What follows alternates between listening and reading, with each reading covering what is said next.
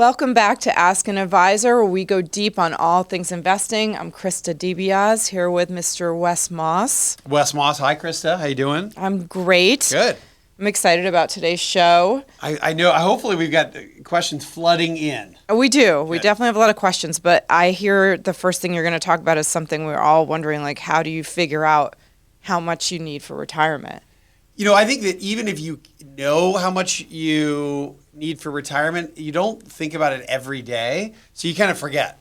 So you might do it, and then you think 6 months later, wait a minute, how much do I need for retirement? And then you do it again, and you think, okay, I got it. For some reason, it's because we're not focusing on it all the time. You can lose track, and then when you lose track of how much you need, there's a little uncertainty, and financial planning is tough, and investing is really tough when you're uncertain. So it's always good to kind of have this certainty around the goal. Here's my goal. I always panic too because I think, what if I'm wrong? How much do you need, Krista? I don't know. That's the thing. I want to hear what you have to say, but I know I've thought I had a number in mind, like say 10 years ago, and then I'm like, wait, is that number really going to be big enough? Inflation, well, So there's a practical way. This is, I think, a simple way. I'm going to share two really, let's call it straightforward ways. Some people really like this. I think it's super simple, but I brought up this concept in one of my earlier books, You Can Retire Sooner Than You Think, called Filling the Gap. And then it became FTG. And then I have folks that I've worked with over the years send me these spreadsheets, and they'll say, this is my FTG analysis. And it's because it's a really nice, easy way to remember how much you will need and then how much you'll need to spend. So we're going to start with some spending numbers, some income numbers, which then rolls up to the big picture number of how much you'll need in savings to fund all that. So this is how FTG works. We start filling the gap. We start with what you know that will be steady in retirement. So we start with our income streams. We're going to start with Social Security. Maybe you have some sort of pension, or maybe your spouse has a pension. So let's just give a round number here to start out. Imagine you and your spouse each get $2,000 for social. That's four. And somebody gets $1,000. So now in a pension, that's $5,000 a month. Okay. And you look out 5 years and you look at what you're spending right now and you think, well, I'm spending $7,000 a month today, but in retirement, I might need $8,000 for some cushion, some travel, some inflation. So you set a goal, a spending goal of $8,000 a month. So we take $8,000, which is the need, minus the guaranteed income streams, and we're left with $3,000 a month. That's the gap. We got to fill it. So we take $3,000 a month times 12 is $36,000 a year that we would need to fund. Now, we can use the 4% rule and say, well, what amount in my investment accounts, my retirement accounts, would then be 4% to back into getting me that $36,000 a year or $3,000 a month? Or you can do the simple math, which is just multiply it by 25. So we just take 25 times our 36,000, and what do we get? We get $900,000. So in this scenario, if your gap is $3,000 a month, $36,000 a year, multiply that by 25. We know that you would need a retirement account if you're pulling out 4% a year, that would be $900,000. So that's your number. Okay. It's that simple. The other way I would say to make it, you could even further simplify it, and it's just another version of filling the gap, is you say, again, we'll use big round numbers. You need $150,000 a year, and you're going to get $50,000 in Social Security. So your gap's $100,000. Well, $100,000 a year. I got to fund for the rest of my life in retirement for 20, 30 years, God willing. So $100,000 times 25, $2.5 million. So now you know why I need $2.5 million. That would help fund my need of $150,000. 50 is coming from social, 100 comes from the investments, and it's that simple. So we think financial planning can be super complicated. You can do a 40-page analysis about it, and there's a lot that goes into it. But I like to just start with something really simple, really easy to remember. That way you can kind of always stay on top of what your number is that will fund your life so that we're not worried about ever running out of money. I love that. And we also, if you're trying to do some calculations on, I have this much money, if I put in this much a month, how much will it grow? We do have a ton of really good calculators at clark.com. You just go to clark.com/calculators. We were playing around with that earlier. Yeah, and I think this is another good thing to remember, because if we can keep our planning and our investments just top of mind, we don't have to think about it incessantly every single day, but if we keep it top of mind, I think that's really helpful. Here are two, again, rules of thumb. If you were to save, I think maybe we've learned by now, I like round numbers because people can remember. I can remember them. $1,000 a month. If we're saving $1,000 a month, if it's growing at 7% a year in let's say a balanced portfolio, on average over time, then if you did that for 30 years, if you started at 30 and you did it until you're 60 and you had zero to start with, $1,000 a month for 30 years at 7% gets you to about $1.25 million over time. Let's say you had a shorter time frame and you had only 20 years. You're 40, you want to retire at 60. $2,500 a month will get you there. So if you have 20 years of saving, $2,500 a month times 7% a year compounded annually, your savings gets you to about $1.25 million. So one's less money, longer time. One's more money, shorter period of time. But that to me is a way to think about how saving $1 million, that sounds impossible if I'm starting from scratch. Well, if we give it 20 years, it doesn't sound as impossible. Give it 30 years sounds way less impossible. And I think it's just a good rule of thumb to remember. Awesome. All right. Well, now one thing I did not, and we don't have to talk deeply about this, is the tax side of this. Uh-huh. We do ultimately want to do this calculation net of taxes. The one thing that doesn't get talked about a whole lot about taxes, and this is in a lot of states, particularly in the Southeast, where you have lower tax rates, zero state income tax rates in some states. A state like Georgia will have a big exemption. So once you hit 65 in the state of Georgia, you have a $65,000 state tax exemption for you and your spouse. So what I find is that really, regardless of the state, a lot of retirees end up in a much lower federal bracket and state bracket when they get into retirement. So that you're used to paying 25, 30% when you're working. Very often that number gets cut way down. So your net take home goes up, tax rates lower, but that's another calculation for another day. all right. We'll go to this question came in from Mark and Lisa in Texas. Hi, wife. Hi, Wes. Hi, Wes. My wife, Lisa, and I are both in our mid-50s, and we are starting to seriously think about retirement in the next 7 to 10 years. We've been good savers, and we think we're in decent financial shape, but we're struggling with two big questions. Do we have enough money to retire comfortably, and what will we actually do once we stop working? Here's our situation. Combined income, $275,000. 401k accounts, $2.1 million combined. Roth IRAs, $225,000. Taxable brokerage account, $400,000. HSA of $80,000. Cash savings of $150,000. HSA is 80. Okay, so that's separate. Okay. And cash savings $150,000. Primary home will be paid off in the next year or so, valued at $750,000 and no big debts. Car payments only. We are targeting retirement between 62 and 65, and we estimate our spending will be around $120,000 per year in retirement. We're unsure if this is too conservative or too aggressive, but we know we don't want to feel restricted. The financial side is one thing, but maybe the bigger challenge we're wondering about is figuring out what we really want to do in retirement. We spent decades working hard, and while we love the idea of more freedom, we don't have one clear vision of what our day-to-day life will look like. Lisa enjoys volunteering and fitness. I love golf and travel, but we're not sure if this will be enough to fill our days. We've heard you talk about core pursuits and the happiest retirees having 3 or more income streams. Should we be thinking about some type of part-time work or side business? Whoa, okay. That's a lot from Mark and lot. Lisa in Texas. But to me, that's like the coolest. It's a great big picture, though. Thank you for providing all that info. It's a cool big picture, yeah.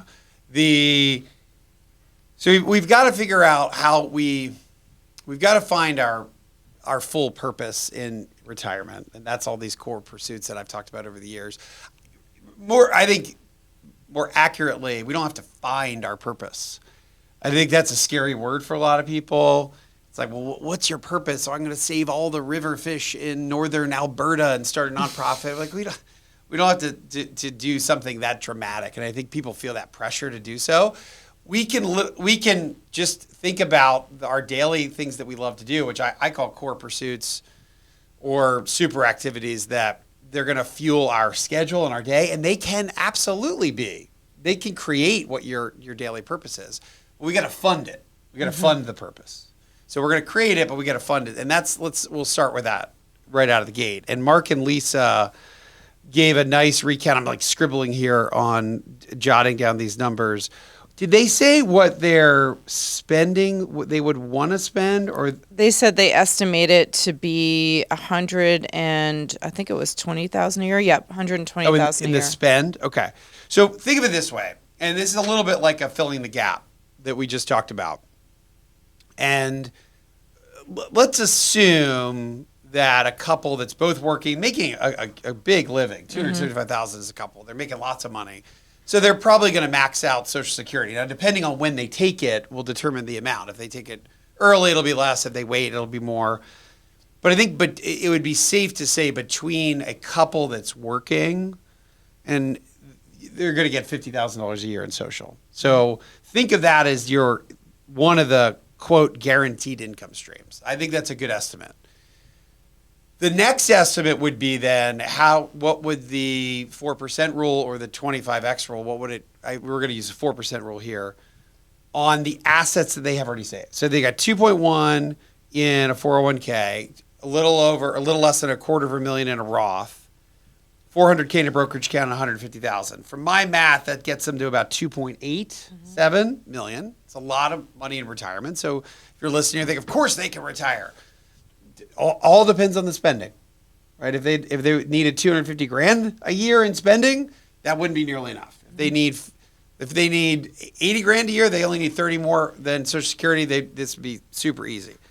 I think this kind of falls somewhere in between. On 2.875 at 4%, that's 115,000 that they could utilize with the 4% withdrawal rate in year one.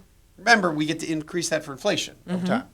So we're at 115 plus 50, we're at 165. Now, we mentioned taxes, and I'll look at. Remember, the gross number is great to figure it out, but we're spending net dollars. We're not spending pre-tax dollars. We're spending net dollars. So if if they have 165K, and Texas has no state income tax, right? So it's just federal. Again, we'd have to do a tax calculator here on this, but I would, as a couple, they're not going to be paying, I think, more than 20. I would say it'd be less than 20% in federal taxes all in. So 165 times 0.8, being conservative, they'd be netting about 130, 132. That's just assuming a 20% tax rate, and that may even be a little bit high. So they're netting 130 after tax. They need to spend 120. They're good. Yeah. So Mark and Lisa are good. Who knows with their budget? Are they building in $10,000 or $20,000 a year for travel? And really their spending is 100, but they've got another 20 for travel. That's how I see a lot of, I call it happy retirees do it. They've got their spending amount, and then they've got their fun travel amount, because that's usually a pretty big number. So funding retirement, from what I can tell here, they're totally on track, and they've got some time. They've also got 7+ years. Right. The next question, and for some people, I think scary is probably the wrong word, because it's very solvable to figure out what we want to do. And just like you don't want to start saving when you're 60 so you can retire at 65, that doesn't work. There's a lot of truth to saying, like, you don't want to just start figuring out all the things you want to do the year before you retire. I'll golf when I'm retired. Yeah. Like, I'll just do that when I retire, or I'll just play a bunch of pickleball when I retire. It's got to be. The Harvard Business Review did a study about this and tracked retirees and then measured their level of how satisfied they were with retirement a year out and 2 years out. And the families that planned, not the money side, but they planned, and the money side helps because you know what you'll be able to afford, but they planned a roadmap of what they wanted to be doing. And it's this nonprofit and this library and this family here and this visit these friends here and these 5 activities I love to do.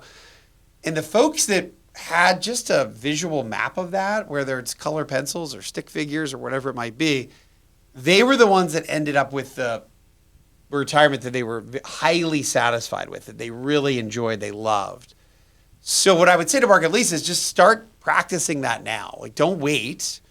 This is not a big ask because it's fun to do. Mm-hmm. Start testing out 3, 4, 5, 6 different hobbies on steroids, and it doesn't matter what they are at all. But if they ultimately over the next couple of years figure out they do love to garden, they do love pottery, they do love woodworking, they do love hunting, fishing, they do love golf, they do love pickleball, those are the things that we're going to be excited about, and they're filling our schedules once we stop working. And I think the combo of this amount of money coming in and a full list of things that Mark and Lisa want to be doing, pretty tough to end up not having an awesome retirement. I love it. And also maybe consider going part-time the last year or 2 of work just to see, right? Just ease into it. Yeah, I think of that as a retirement gray zone. Yeah. Right? We forever growing up, I think we still think of retirement as stopping work. I see a huge benefit of people slowing down work and going from 5 days to 4 to 3 to 2, and doing that for a couple of years. A, you're making more money. Mm-hmm. B, you're easing into retirement. I see people love doing that. All right, one more question we can get to here. I think Tracy in Florida says, we just met with an advisor from Fidelity. He recommended direct indexing separately managed accounts for our taxable investing in order to take advantage of tax loss harvesting. But what are your opinions on this? He said the fees range from 0.3 to 0.8%, but shows a higher annualized return net of fees when taking taxes into account. He said this wouldn't make sense in our tax-advantaged accounts, but it may be something to consider in our taxable account, which currently has over $200,000 in it. Some additional background if you want. We're both planning to retire this year using the rule of 55. Estimated annual expenses $120 to $125K.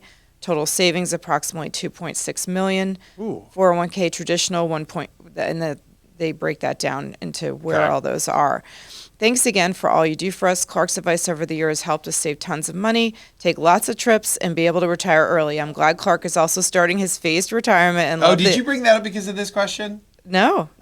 And love the addition of Wes to the show as I've read his books and love his advice for a happy retirement. What was her name again? That was Tracy in Florida. I love Tracy. So thank you for saying that, Thanks, Tracy. So they say Tracy saved a bunch, $3 million. They've saved it. Say, listen to Clark.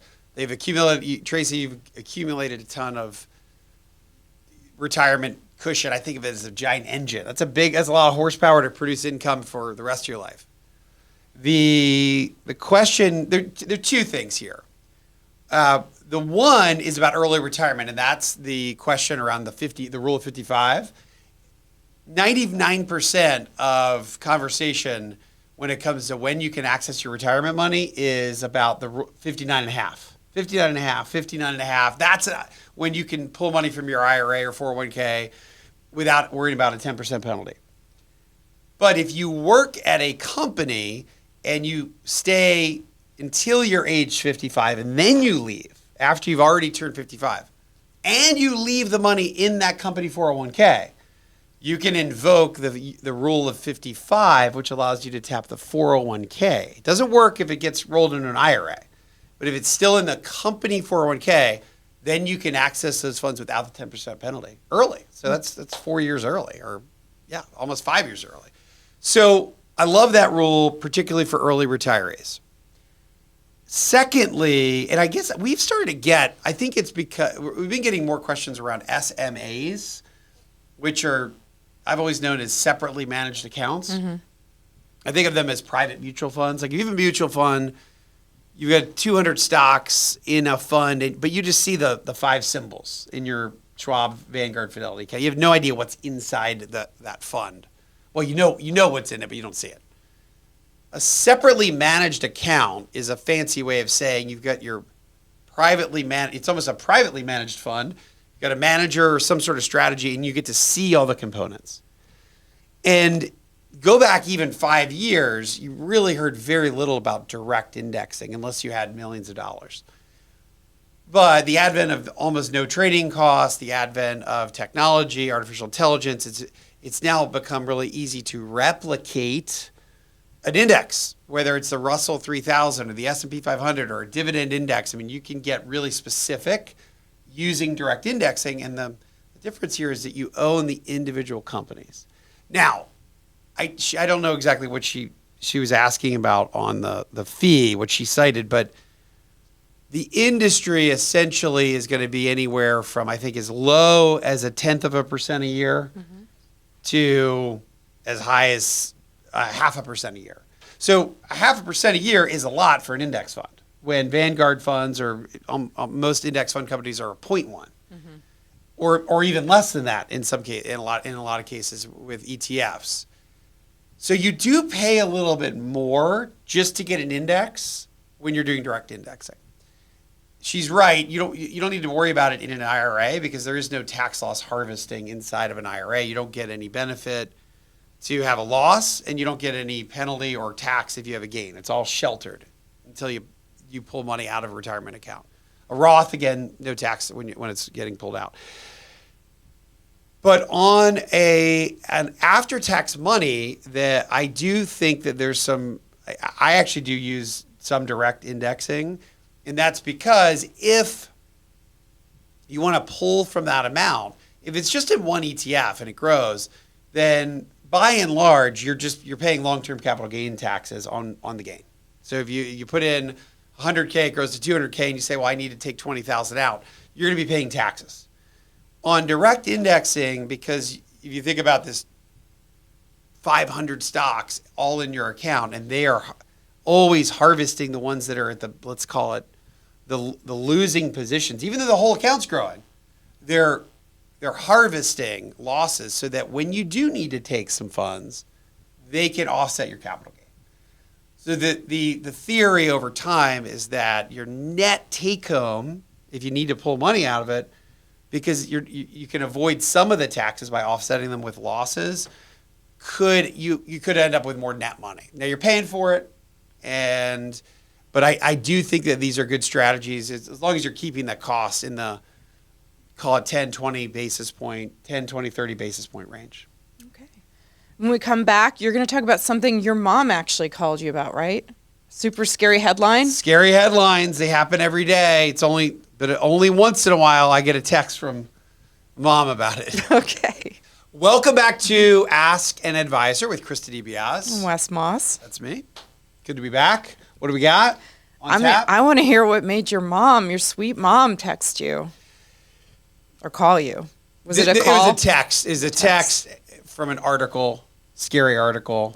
Scare lines. And it was, what was the name of the article? I feel like I should pull it up on my phone. But it was The Coming Crash is what it is. The Coming Crash. And so I look it up. It's the same. I love the crash articles. First of all, I don't fault the authors of these things. Right? There always could be a crash. There could always be the market going down. The market goes down all the time. So it's not as though I fault these authors. It's everyone that has a right. You can look at the economy and then slice it 1,000 different ways, and you can come up with a conclusion that, hey, things aren't going all that well and they're going to get worse, or you come up with a conclusion that things are going to be pretty darn good. I mean, I studied economics. It's a social science. It is not a perfect science. So when you're talking about a crash, you're talking about a bad economy and you're talking about a stock market or in this particular case, real estate. And this latest article, The Coming Crash, I look at it, when you get a text from your mom or from anybody, you usually will see the image of the article. The image of the article is that famous bronze statue of men in the bread line during the Great Depression. Every time you read about a crash, you see some sort of bread line, and you immediately think, oh, are we going back to the Depression? Are we going back to a terrible economy? And So it gets your attention, scares you a little bit. Sure. I mean, everything's going to be fine is not a catchy headline. Yeah, everything's going to be great. Goldilocks is back, and everything's great. The porridge is just right. The author of this particular article, that it's also a recycled article, so I looked it up, and you can find it on Yahoo and 5 other places. But it is a really well-known author, Robert Kiyosaki, who is the author of Rich Dad Poor Dad, and has been a super best-selling author. I mean, Rich Dad Poor Dad, super famous. I read those books back in the 90s. I thought those books were great. So I think that he's had some good advice over the years, but he's also been kind of he pretty much one of the kings. He's not the king, but the king of doom and gloom. Mm-hmm. And to your point, headlines and things, everything's going to be okay. They don't sell, nobody reads them. Mm-hmm. So he purposely is trying to get your attention. But if you go back and look at his track record on the crash is coming, he essentially said the crash is not over in 2011. Well, the crash, that stock market cycle had really ended, and we moved higher from there. September of 2015, he said, I've been predicting since 2002 that we would see another stock market crash in 2016. Again, a year later, market up 9.5%. 2017, another sign a real estate crash is coming. I looked at the Case-Shiller Home Price Index back then, which is a measure of home prices in aggregate in the United States. It was at 192. Today, it's at 323. So it's up. It's home prices are 70% higher than when that tweet or that headline came out. August of 2018 predicted the biggest crash of all. Instead, 2018 onward, since then, S&P 500 is up 140%. Now, we did have a big downdraft during COVID. Mm-hmm. Right? The market's down 33%. Technically, that was a bear market that happened really quickly and violently. So these aren't totally wrong. But the point here, well, I keep going here. October 28th of 2020, everything crash is coming. September 26, 2022, everything crash is coming. Everything is in. All different assets are going to lose huge value. 2023, severe shock market crash coming. December 10, 2023, get some cash out of banks. This may be the start of the biggest crash in history. Wow. So you get the point. Yeah, just scare line after scare line. Scare line. And they all have some DNA or shred of, well, remember Silicon Valley Bank? That bank went under. Mm-hmm. So the great thing about being a scary headline writer is that it's not really hard to find actual, real life scary things, because they happen all the time. Mm-hmm. So you can extrapolate that. And so in one respect, I do appreciate newsletter companies and authors that are keeping people on their toes. And so it's not, there's plenty of people that say things are going to be good. I'm one of those people, that Army of American Productivity, and I think we're going to get through this. And I'm over time, I'm long-term optimistic on the U.S. economy and stocks. As an investor, I think it's one of the few places you can really outpace inflation. But if you are listening to scare headlines, then you'll be scared away from ever really investing anyway. It's already hard enough. So what I would say is that take these things, I wouldn't say ignore is the wrong word, but I would say we really got to take these scare lines. We call them a scare line? That's what I say. Yeah. I don't know. You've got to take scare lines, scary headlines with a grain of salt. Understand who they're coming from. And that way you at least can not get completely knocked off track with the long-term sport that we're all in, which is the marathon, wealth accumulation investing. Looking at history is always... Stock markets, housing market. Again, since he started making these forecasts, S&P is the one I go to first back in 2011. S&P is up about 280% since that first doomsday prediction. All right, we'll go to some questions for you. This one came in from Mary in Michigan. Mary says, I would like to have a secondary source of income other than my W-2 job. and I'm curious about your thoughts on whether I should invest in rental properties, including hiring a property management company, or dividend yielding ETFs. My goal is to have a secondary income stream of around $60,000 a year within the next 10 years. I'm leaning toward rental properties, but I've been hearing more about dividend yielding ETFs and want to make sure my money is going into the right place to achieve my goal. Would the monthly income from rental properties with around 6 to 9% cap rate be greater than the monthly income from a dividend yielding ETF? What should I consider with this decision? And Wes, we've had a few questions come in just this past week, people wondering about having real estate as one of those income streams that you talk about. The answer is yes. I've seen tons. I've invested in real estate, and I've seen it work for people over and over and over and over again. Right. It's a lot like the equity markets because it takes a ton of time. It does depend on what the market looks like. So first of all, let's talk about this word cap rate. The way you look at a rental property is similar to how I would look at a dividend stock. Now, one takes a lot of work and one takes no work. So you're not going to get similar yields. But if you think about a property that is paying you, let's just do round numbers here. Let's do a $500,000 property, and it's paying you, you're getting $30,000 in net rent. So it's net operating income, right? If you rent a 50, but you have to spend 20 to maintain the property, you're really only getting a net of 30. So this is the cap rate, the net income divided by the price. Just like you'd look at a stock yield or a bond yield. Same thing with real estate. How much cash are you getting for the investment you put in? If that property is $500,000, that's a cap rate of 6%.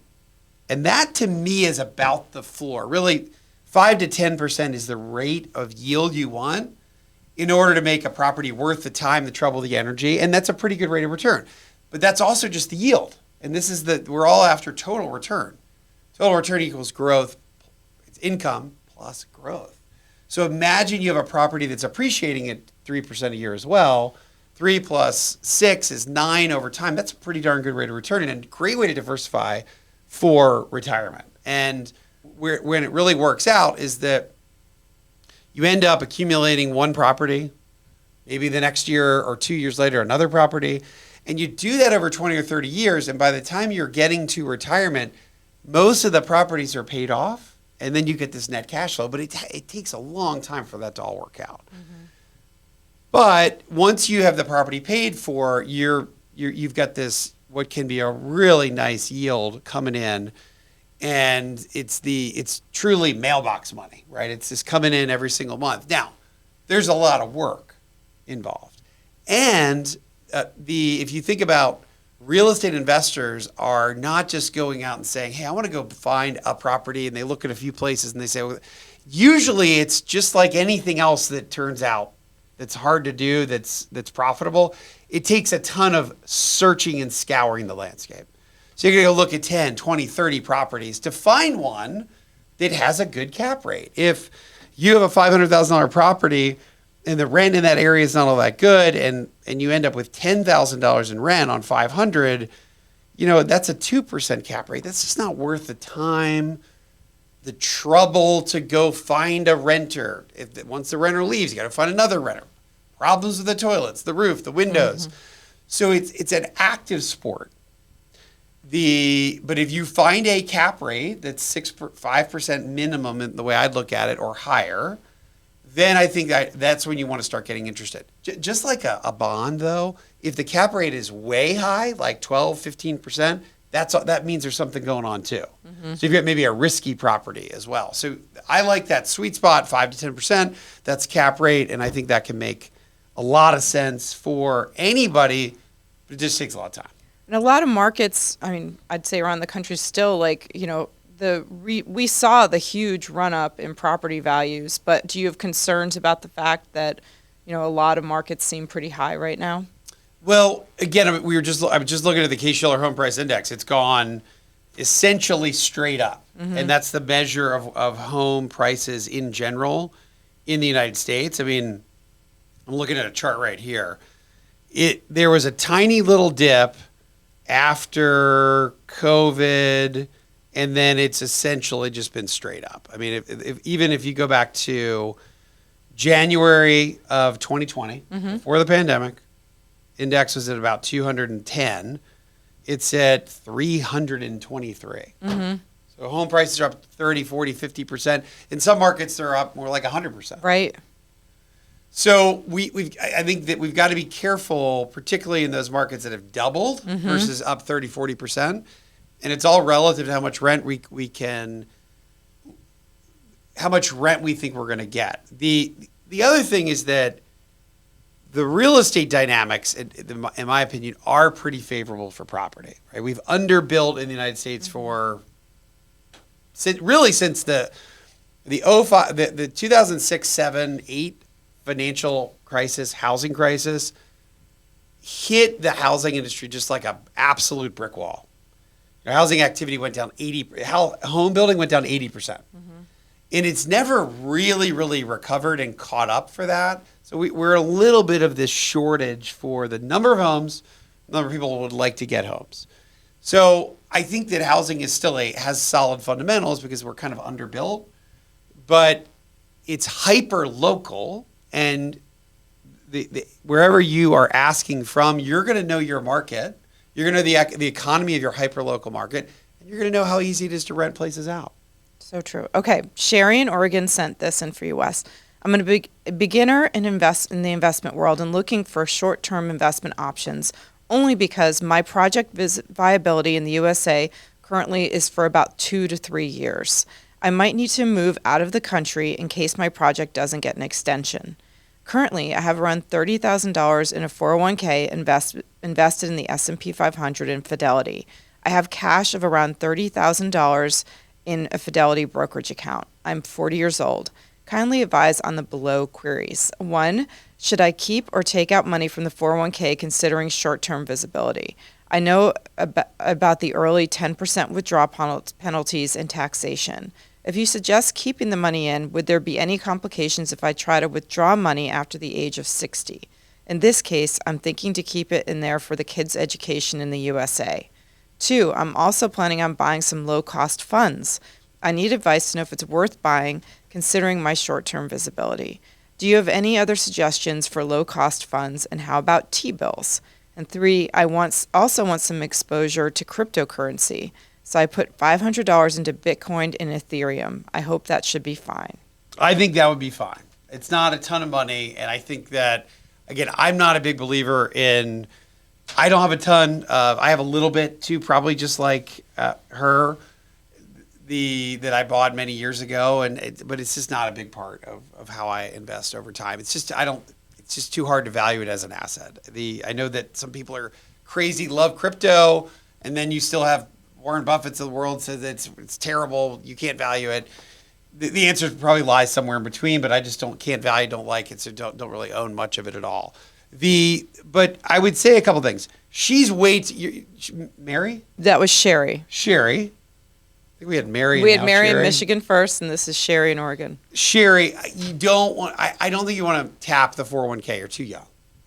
The very simple answer is that you want to wait until you are of age to be able to not get penalized. That's 59 and a half, so you get some time there. You don't want to be taking money out just because you think you need to leave the country. I don't see how that would work.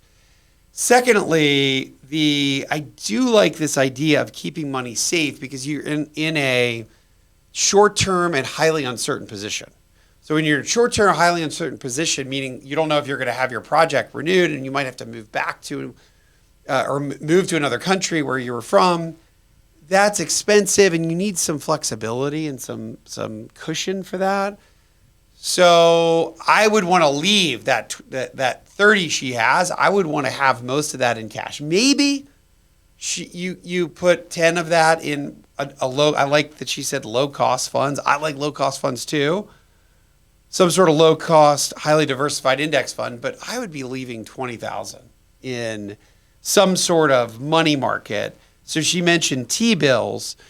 Again, any sort of government money market is essentially investing in T-bills. So if you're buying a government money market, they're investing primarily in super short-term treasuries, which are T-bills, and usually those are super low-cost funds. Right now, where the Federal Reserve has interest rates, they're paying about 4%, so you're getting something.